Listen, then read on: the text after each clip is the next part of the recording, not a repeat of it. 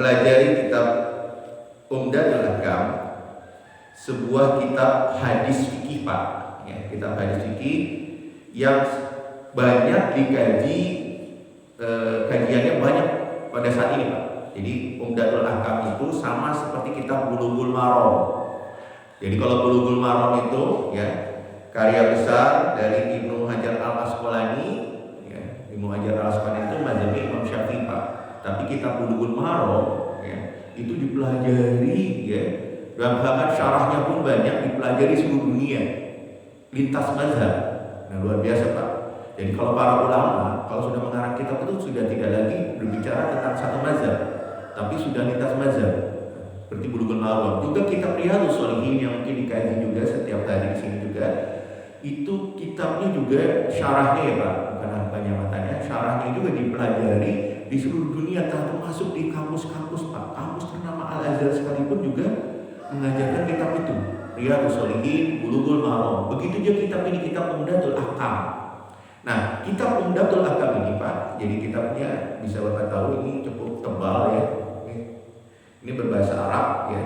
Ini kitabnya kitab asli Pak, dari Arab ya. Karena di Indonesia cetakannya nggak ada ya. Jadi kitabnya saya terpaksa harus pre-order juga ya untuk untuk sampai kitab ini ke tangan saya. Jadi harus pre-order dulu Pak, karena harus dikirim dari impor dari Arab ya. Karena memang kitab ini banyak dikaji saat ini di seluruh wilayah Indonesia Pak. Hampir semua misalnya kajiannya adalah kitab Umdatul Ahkam. Kenapa menarik? Ya, karena kitab Umdatul Ahkam, kitab-kitab itu kitab fikih hukum, ya. Tapi isinya itu hadis riwayatnya adalah Imam Bukhari dan Imam Muslim. Jadi hadis fikih atau hukum yang disepakati oleh dua imam, Imam Bukhari dan Imam Muslim. Jadi imam yang menjadi rujukan kita Ahlus Sunnah wal Jamaah ya adalah yang pertama adalah Imam Bukhari dan Imam Muslim. Makanya dikaji oleh di banyak tempat. Kalau kita Bulughul Maram itu kan selain Imam Bukhari dan Imam Muslim juga Kutubus Sittah. Jadi kitab-kitab sunan, Sunan Abu Dawud, Tirmidzi, Nasai ya. Jadi lebih banyak ya ininya, maka kajiannya juga banyak kitab Bulughul Maram. Nah, kitab ini juga bagus kenapa? Dia adalah kitab hukum yang disepakati oleh dua imam besar, yaitu Imam Bukhari dan Imam Muslim. Nah, yang menariknya lagi Pak, ya, Abdul Ghani Al-Maqdisi, ya, Al-Dimashqi, ya, itu saudaraan dengan atau sepupu ya dengan Ibnu Qudamah. Nah, Ibnu Qudamah itu sendiri adalah pengarang kitab Al-Mughni. Al-Mughni itu kitab dasar dari mazhab Imam Hambali Pak. Kitab Al-Mughni, ya, kitab Al-Mughni itu kitab dasar dari mazhab Imam Hambali. Sama dengan kitab ini adalah kitab Al-Mughni itu fikih qoron, fikih perbandingan. Jadi beliau ya kitab Al-Mughni itu ada 10 jilid kalau sekarang ada Pak, cukup tebal juga, ada 10 jilid seperti ini Pak. Ya kalau sekarang, tapi ada 10 Pak. Nah, itu kitab Al-Mughni jadi dasar dari mazhab Imam Hambali ya. Nah, itu. Cuma menariknya Pak, beliau ya bukan hanya berbicara tentang mazhab Imam Hambal, tapi mazhab-mazhab lainnya termasuk Imam Syafi'i. Jadi kenapa kitab Al-Mughni menjadi rujukan misalnya oleh Syekh Abdul Salam ya, atau Imam Abdul Salam Asy-Syafi'i?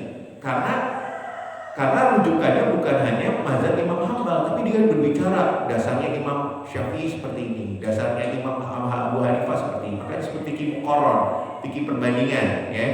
Dia secara jujur, secara ilmiah menceritakan pendapat Imam Syafi'i seperti ini, pendapat Imam Hanafi seperti ini ya. Nah, dia lebih berpendapat seperti ini ya. Jelas dia karena dia mazhab Imam Hambali, maka dia lebih menguatkan mazhab Imam Hambali. Gak ada masalah Pak, itu ilmiah ya dalam kitab ya. Nah, karena dia beliau mazhab Hambali, tapi dia menceritakan semua pendapat-pendapatnya, dan itu luar biasa bagi kalangan ilmu ya mempelajari seperti ini.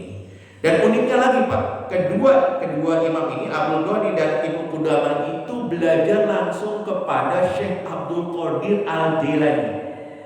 Nah, kalau Syekh Abdul Qadir Jilani yang kita kenal adalah Sultanul Aulia, sultannya para aulia, para wali. Nah, beliau sebenarnya selain itu dikenal sebagai ahli fikih Pak. dan bermazhab Imam Hambali. Jadi waktu dulu beliau lebih dikenal sebagai imam mazhab Hambali, sebagai salah satu pengajar terkenal dari mazhab Imam Hambali. Bahkan dalam ilmu tauhidnya dia sangat benci dengan kaum zindik, Pak. Ya, kaum zindik. Jadi kalau belajar tauhidnya Syekh Abdul Qadir Jailani, itu juga ada tentang tauhidnya, tentang fikihnya. Nah, kalau kita lebih kenal dengan tasawufnya, Pak ya.